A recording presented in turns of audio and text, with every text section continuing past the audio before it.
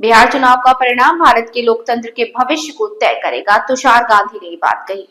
बिहार में जारी चुनावी समर के बीच आज राष्ट्रपिता महात्मा गांधी के परपौत्र तुषार गांधी आज बिहार के गोपालगंज जिले के भोरे विधानसभा पहुंचे, जहां उन्होंने भारतीय कम्युनिस्ट पार्टी माले के उम्मीदवार धनंजय के पक्ष में सभा को संबोधित किया। इस दौरान उन्होंने केंद्र की मोदी और बिहार सरकार पर जोरदार हमला बोला। उन्होंने कहा कि बिहार का ये चुनाव क्रांति का चुनाव है और यहाँ से लोकतंत्र को बचाया जा सकता है। हम भारत के लोग के बैनर तले भोरे विधानसभा क्षेत्र में भारतीय कम्युनिस्ट पार्टी माले के उम्मीदवार धनंजय के समर्थन में एक जनसभा को संबोधित करने पहुंचे थे। मेरे ही राज्य का मुख्यमंत्री मुझे अर्बन नक्सली कहता है।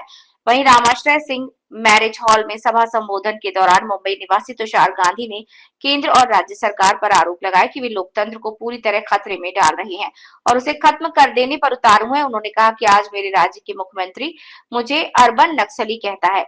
उन्होंने इस बात पर दुख जताया कि सत्ता का नशा इस कदर है कि वे लोकतंत्र की हत्या पर उतारू हैं। तुषार गांधी ने मामले में माले उम्मीदवार जितेंद्र पासवान की गिरफ्तारी का भी जिक्र किया। अंग्रेजों की गुलामी करने वाला बताते हुए कहा कि गांधी जी ने ईस्ट इंडिया कंपनी के खिलाफ लड़कर देश को आजाद कराया था। वहीं पत्रकारों से वार्ता के दौरान उन्होंने बताया कि भोरे विधानसभा में जेएनयू छात्र संघ के पूर्व अध्यक्ष धनंजय के लिए आए हैं। अपने संबोधन में अंत में तुषार गांधी ने दृढ़ता से कहा कि भारत में जब भी कोई क्रांति हुई है उसकी शुरुआत बिहार से हुई और बिहार चुनाव से ही लोकतंत्र को बचाया जा सकता है। इस चुनावी सभा में केरल के मंत्री राजद नेता मुकुल राय, माले के जिला सचिव इंद्रजीत चौरसिया, यूपी किसान मोर्चा के प्रदेश अध्यक्ष सहित हजारों की संख्या में कार्यकर्ता मौजूद थे। मैंने कैंपेन किया, फिर कॉमरेड कयामुद्दीन के लिए मैंने आरा में कैंपेन किया और आज धनंजय के लिए मैं कैंपेन कर रहा हूँ। एक सुशिक्षित युवा, एक गरीब मुसलमान और एक हमारे मुल्क की बेटी, ये तीन के लिए जो मैंने आज तक कैंपेन किया, मैं आगे भी करूंगा। 4 दिन और हम जाने वाले, सिकता भी जाएंगे, हम सिकता गए भी थे लेकिन जाएंगे। ये तो मैंने कैंपेन जो किया है उनके पिछले 20 साल में बिहार को कुछ नहीं मिला।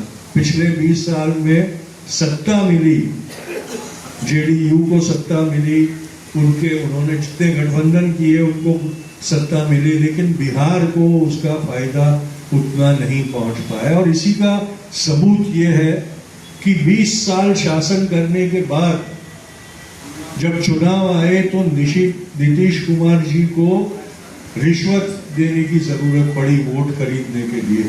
बीजेपी के द्वारा जो वोट चोरी हो रही है वो तो अलग से, लेकिन यहाँ बिहार में जो मुख्यमंत्री 20 साल से मुख्यमंत्री बना रहा हो, जो बिहार में जगह जगह पे उनके नीचे किए गए विकास के पोस्टर लगा लगा के उसकी डींगे कसता हो, उसको अगर चुनाव के मुंह पर बहनों को रिश्वत देनी पड़े 10,000 रुपए की, तो उसकी 20 साल की निष्फलता का सबसे बड़ा प्रमाण है। वो पैसा देते वक्त उनसे सवाल पूछना चाहिए कि ये नौबत क्यों आई, आप तो 20 साल से हमारे साथ हो, हमारी परिस्थिति सुधारी क्यों नहीं कि आपने हमारा मूल्य 10,000 रुपए पे लगा दिया। ये उनकी निष्फलता का खुद ने किया हुआ इकरार है। इसका जवाब हमने उनसे मांगना बहुत जरूरी है।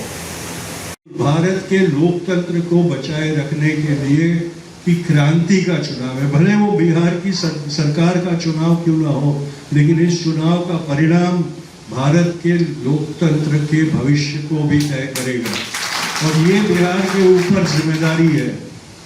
बिहार की एक और बहुत गौरवशाली धरोहर ये है कि भारत में जब भी क्रांति हुई और जो भी क्रांति की शुरुआत बिहार में हुई वो हमेशा कामयाब क्रांति हुई है।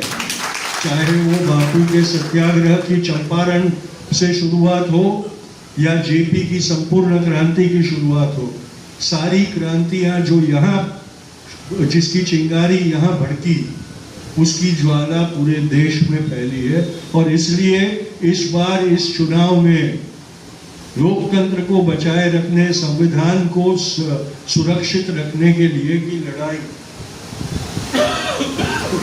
इस चुनाव के द्वारा हम शुरुआत कर सकते हैं। अगर बिहार ने इन विघटनकारी शक्तियों पर रोक लगाई तो ये नफरत की ज्वाला जो हमारे देश को भड़क रही है उसको हम रोक सकेंगे, उसको हम बुझा सकेंगे। इस चुनाव के पहले बीजेपी के एक वरिष्ठ नेता ने, जो हमारे प्रधानमंत्री के बहुत चहीते हैं, जिनको उन्होंने विदेश भेजा था ऑपरेशन सिंदूर के वक्त बाद में हमारे लिए